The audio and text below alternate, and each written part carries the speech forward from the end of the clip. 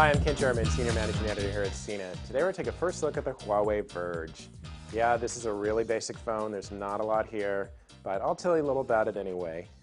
Now this phone is really for making calls. That's really it. I wouldn't really give it much more than that. But even for that, I would say this is probably a phone I wouldn't buy. There's certainly a time and a place for a simple device that's easy to use, that's not expensive, that isn't complicated and doesn't just have a lot of stuff you don't need. But yeah, there's a time and a place for that, but this phone, even for $49 for Metro PCS's no contract service, I think you're much better served by spending an extra $20, so that's $69, and getting something like the Samsung Freeform 3. But let's go through the phone anyway, tell you a little more about it. Phone looks like it's about a decade old as far as the design goes. You know, it's a classic design, you could certainly say that, and it is simple.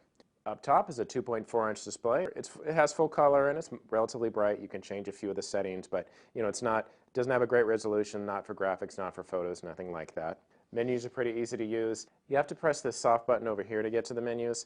I really prefer it when you have the OK button in the center to get to the menus, but what this OK button does, it does let you scroll through a kind of an app tray down below for shortcuts. Again, these aren't really fancy apps that I think like, you know, take you to directly maybe the browser or Metro's browser portal or something like that. So that's a nice touch though.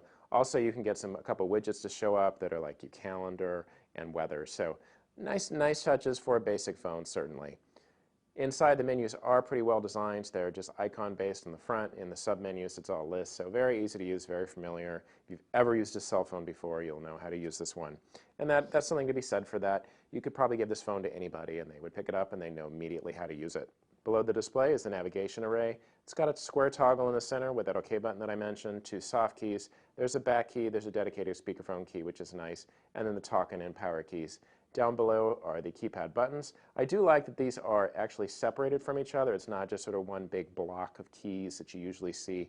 So there's a little bit of space. It gives you a lot of room for texting quickly. Of course, you got to use the alphanumeric texting. If you can remember how to use T9, I certainly have a hard time getting back to that after using a keyboard for a few years. And the keys are backlit. Here on the side, there's the volume rocker, and then down below is the micro USB charger port. Around back is the camera lens. It's a pretty basic camera. It doesn't have a high resolution, not a lot of features, and pictures aren't that great. And down below is a speaker, just a single speaker for the speakerphone. If you are using the speakerphone and you have the phone on a table, you might just want to rest it upside down just so the speaker's facing you. The phone is a pretty good size. It's not too small. Sometimes these basic phones get so small that you lose them in a bag. Certainly could find it easily if I had it in a bag, but I almost forgot I had it in my pocket. It is so light, and it just fits squarely in the hand. There is a plastic shell, though, so it feels a little flimsy. If this is in the phone, I wouldn't want to bang around, so you might want to be careful of it. Call quality was okay, not bad, not great.